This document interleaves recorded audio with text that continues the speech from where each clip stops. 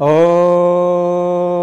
अखिल भुवन जन्मस्थेम भंगादिलीले विनत विविध भूत व्रात रक्षैकदीक्षे श्रुतिशिरसि विदीप्ते ब्रह्मणि श्रीनिवासे भवतु मम परस्मिन् सेमुषि भक्तिरूपा यदिपदिपदभृङ्गं कौशिकाभीशचन्द्रं सठरिपुमतसक्तं वादिसिंहार्यभक्तं कमलनयनमार्यानन्तवर्यैकशिष्यं सकलबुधवरिष्ठं योगिराजं भजामि। करुणावरुणालय जगन्नियंता भक्तवांछा कल्पतरु भगवान लक्ष्मी नारायण को दिव्य सत्संग को प्रसंग में हामी एकादशी को प्रसंग एकादशी महात्म्य को प्रसंग हजुरहरूको सामनेमा प्रस्तुत गर्दैछौं। जुन परमात्मा श्री हरिद्वारा संसार सञ्चालन हुन्छ, बन्छ, पालन हुन्छ अनि अन्तिममा उहाँकै रौद्र रूपद्वारा संहार हुन्छ, उस्ता परमात्माले मानव जीवनमा विभिन्न प्रकारका उपासना, भक्ति, ज्ञान योग, कर्म योग, भक्ति योग आदि गरेका योगहरू वर्णन गर्नुहुन्छ। योग चित्तवृत्ति निरोध। योग भनेको चित्तवृत्तिलाई निरोध गर्नु। व्रतले पनि हामीलाई तिनै चित्तका वृत्तिहरूलाई निरोध गर्न सिकाउँछ। सज्जनहरू, यिनै प्रसङ्गमा हामी आषाढ शुक्ल पक्षकी एकादशीको व्रतको महात्म्य यहाँ श्रवण गराउँदैछौँ। युधिष्ठिर महाराज सोध्दै हुनुहुन्छ भगवान कृष्णसँग कि भगवान आषाढस्य शीते पक्षे किं नाम एकादशी भवेत्, को देवः को विधिस्तस्या एतदाख्याहि मे केशवः। हे भगवान, आषाढ शुक्ल पक्ष की एकादशी को नाम के हो, हजुरले बताउनु पर्यो, म सुन्न चाहन्छु। भगवान श्री कृष्णले भन्दै हुनुहुन्छ युधिष्ठिर महाराजलाई, म तपाईलाई एकादशी को महत्व को बारेमा सुनाउँछु। यही प्रश्न कुनै समयमा नारदजीले ब्रह्माजीलाई सोध्नु भएको थियो र अनि ब्रह्माजीले पनि नारदजीलाई तिनै प्रसङ्गहरू बताउनु भएको थियो। नारदजीले के सोध्नु त भन्दाखेरि कथयस्व प्रसादेन विष्णुराराधनाय मे, भगवान विष्णु को आराधना गर्ने प्रक्रिया के हुन् र यी आषाढ शुक्ल पक्षी एकादशी को नाम के हो, हजुरले बताउनु पर्यो भनेर यस्ता प्रकारले नारदजीले प्रश्न गरेपछि स्वयं भन्नुहुन्छ, वैष्णवोसि मुनिश्रेष्ठ साधुपृष्ठ कथा कालप्रिय पृष्ठम कलाप्रिय नाथ परतरम लोके पवित्रम हरिवासरात। यो संसारमा हरिवासरात भनेको एकादशी भन्दा पवित्र गर्ने अरू कुनै व्रत छैन। त्यसकारणले म तपाईलाई सुनाउँछु नारदजी भनेर ब्रह्माजी नारदजीलाई सुनाउँदै हुनुहुन्छ। यतापट्टि युधिष्ठिर महाराजलाई भगवान श्रीकृष्ण श्रवण गराउँदै हुनुहुन्छ। के भन्नुभयो भने एउटा पौराणिक कथा म सुनाउँछु जसको श्रवण गर्नाले मात्रै पनि समस्त पाप नाश हुन्छ। मान्धाता नाम गरेका एकजना राजा हुनुहुन्थ्यो। हे नारदजी सुन्नुहोस्, मान्धाता नाम राजर्षि वैवस्वत सम्भव, वैवस्वतका वंशमा उत्पन्न हुनुभएका मान्धाता नाम गरेका राजा हुनुहुन्थ्यो। चक्रवर्ती सम्राट हुनुहुन्थ्यो। आफ्ना प्रजालाई पुत्रवत पालन गर्नुहुन्थ्यो। धर्म त पालयामास प्रजा पुत्र निवौरसाहन। राजाले आफ्ना प्रजालाई छोरो जतिकै गरेर पालन गर्नुपर्दछ, पाल्नु पर्दछ। यो राजाको धर्म हो। मान्धाता राजा पनि त्यसै गरी पालन पोषण गरेर बस्नु भएको थियो। परन्तु विधिको विधान आफ्नो कर्मको केही कमी कमजोरीले होला राजा मान्धाताका राज्यमा पानी बर्सिएन, वर्षा भएन। वर्षा नभएपछि प्रजाहरू दुखी भए। क्षुधा तृषाले अत्यन्त पीडित भएर महाराज मान्धातालाई गएर भन्न लागे, महाराज पानी परेन, अन्न छैन, हामी दुखी भयौँ। अब यो दुखबाट राजाले हामीलाई नबचाए कसले बचाउने भनिकन यस्ता प्रकारले प्रजाहरू गएर राजालाई आफ्नो सारा दुःखको वृत्तान्त वर्णन गर्न लाग्नुभयो। राजालाई यो कुरो बडा मनमा गाडियो। अब के गर्ने, कसरी वर्षा गर्ने उपाय के छ भनेर यस्ता प्रकारले राजा पनि बडा दुखी हुनुभयो र पनि वर्षत्रयम तद्विषय नववर्ष बलाहका 3 वर्ष भयो वर्षा नभएको, अन्न उब्जिएन, प्रजाहरू दुखी भए, सस्याभावेन पीडिता, हैन, सस्य अन्न जल नभएपछि पीडित भए, प्रजाहरू पनि पीडित भएर दुखी भए। अनि राजालाई श्वेतम वचनम राजन प्रजानामितकारकम आपो नारा इति प्रोक्ता पुराणेषु मनीषिभिः अयनं ता भगवत स्तेन नारायण स्मृतः। आप भन्छ नार, जललाई पनि नार भनेर भन्छ। आपो नारा इति प्रोक्ता, आपलाई जललाई नार भनेर भन्छ।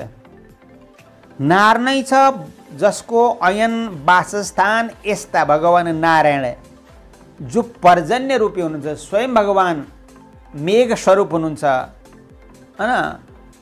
यद भयात बाति बातो यम सूर्यस्तपति मद भयात यद भयात वर्षतीन्द्र दहत्याग्नि मृत्युश्चरति यद भयात भनेको छ। जसका डरले आगो जल्दछ, वर्षा हुन्छ, पानी पर्छ, हैन, मेघ गर्जिन्छ, त्यस्तो भगवान नारायण नै सर्वोपरि हुनुहुन्छ।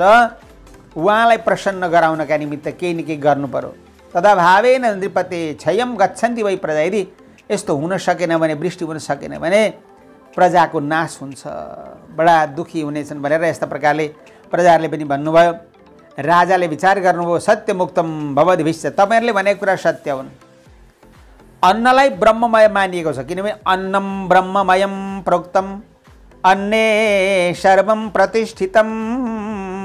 अन्न ब्रह्ममय हो, अन्न नै ब्रह्म हो। अन्नलाई ब्रह्म मान्छ वेदले पनि, उपनिषदले पनि। अन्न ब्रह्म, अन्न नै ब्रह्म हो। त्यसकारणले अब कसरी यसलाई माने अब गर्ने, अन्न प्राप्त गर्ने साधन के गर्ने भनिकन बडा दुखी हुनुभयो। राजा तपस्या गर्न जानु पर्यो भनेर जङ्गलतिर निस्किनु भयो। तपस्या गरेर भए पनि पानी पार्छु, पानी पारेर शस्य पृथ्वीलाई बनाएर हराभरा बनाएर अन्नले सम्पन्न गराउनु पर्यो भनेर राजा मान्दाता जङ्गलतिर निस्किनु भयो। जाँदै जाँदै गर्दाखेरि जगाम गहनम वनम, बडा गहन वनमा प्रवेश गर्नुभयो, जहाँ ब्रह्माजीका पुत्र, ब्रह्मपुत्र अंगिरा नाम गरेका, अंगिरेश नाम गरेका ऋषि जो तेजले प्रज्वलित हुनुहुन्थ्यो, जङ्गलमा तप गरेर बस्नुभएका। तम दृष्ट हर्षितो राजा, त्यस्ता ती अंगिरस मुनिलाई देखेर राजा बडा हर्षित हुनुभयो। गएर साष्टाङ्ग दण्डवत प्रणाम गर्नुभयो। चरणौ कृताञ्जलि पुटो बसिही, नजिकै गएर चरणारविन्दमा साष्टाङ्ग दण्डवत गर्नुभयो। अनि सोध्नुभयो, स्वस्तिवाचन पूर्वक स्वस्तिवाचन गर्नुभयो, सोध्नुभयो, सजनहरू राजाहरू पनि पहिले त ज्ञानी पढालेखा हुनुहुन्थ्यो, हाम्रो परिवेश परिस्थिति बिग्रियो, हामी पाश्चात्य पश्चिमी विद्याका गुलाम बन्यौँ। त्यसले गर्दा राजाहरू पनि पहिले गएर ऋषिहरूका सामनेमा गएर स्वस्ति न इन्द्रो वृद्धश्रवाः स्वस्ति नः पूषा विश्ववेदाः स्वस्ति न तार्क्ष्यो अरिष्टनेमिः स्वस्ति नो बृहस्पतिर्दधातु, यस्ता स्वस्ति वाचन पूर्वक गएर साष्टाङ्ग दण्डवत प्रणति गरेर अनि सोध्नुभयो। राजाले ऋषिलाई देखेर खुसी हुनुभयो। गएर भने स्वस्ति वाचन गरेपछि ऋषिका समाधि खुले। सोध्नुभयो ऋषिले, राजन कहाँबाट आउनु, तपाईँ को हुनुहुन्छ? मानदाताले भने म मानदाता हुँ, हैन, मेरो नाम मानदाता, म सूर्यवंशी हुँ, मेरा राज्यमा वर्षा भएन, किनकि योगक्षेम विधानेन प्रजानम निर्वृत्तिम कुरुहु। अब योगक्षेम गर्ने गरी मेरा प्रजालाई योग र क्षेम दिने गरी हजुरले यस्तो उपाय बताइदिनु पर्यो, माने वर्षा गर्नु पर्यो। यहाँनिर जलथल सबै माने जलमा रहने थलमा रहने सबै जीवात्माहरू दुःखी छन्, अन्न छैन, पानी सुको, सागरमा पनि पानी सुको। बडा अचम्बित भयो। भनिसकिसके पछाडि राजाको यस्तो दुःखपूर्ण कुरालाई सुनेर धर्मोपदेश कथय उपसर्ग विनाशन, यस्ता प्रकारका दुःखलाई विनाश गर्ने ऋषिले भन्न लाग्ने, यद्येवं तरि निपते कुरुस्व एकादशी व्रतम शुचिमासे शुक्लपक्षे पद्मा नामेति विश्रुता।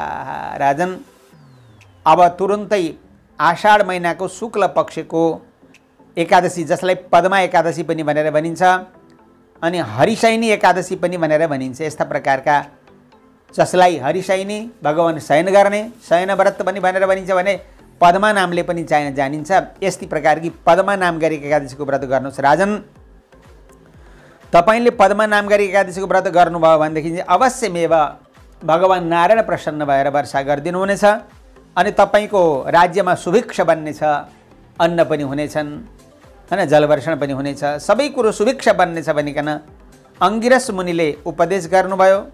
मुनि अंगिरसको उपदेश अनुसार नै राजा मान्दाता पनि फर्केर घरमा जानुभयो। नभन्दै आषाढ शुक्ल पक्षकी पदमा शयनी नाम गरेको एकादशीको व्रत पूर्ण रूपले दशमीका दिन एकचोटि मात्रै भोजन गर्नुभयो, हविष्य भोजन गर्नुभयो। एकादशीका दिन स्नान इत्यादि गरेर विधिवत एकादशीको व्रत गर्नुभयो र रातभरि जागरण गर्नुभयो। प्रजाहरूलाई पनि बोलाएर कीर्तन गर्न लगाउनुभयो। द्वादशका दिन उठेर यसको पारण गर्नुभयो, ब्राह्मणलाई बोलाउनुभयो, भोजन गराउनुभयो हैन, दक्षिणा इत्यादिले सन्तुष्ट गराएर ब्राह्मणलाई पनि आफ्ना आफ्ना घरतिर पठाइसके पछाडि नभन्दै महाराज मान्दाताका राज्यमा अत्यन्त भीषण वर्षा भयो।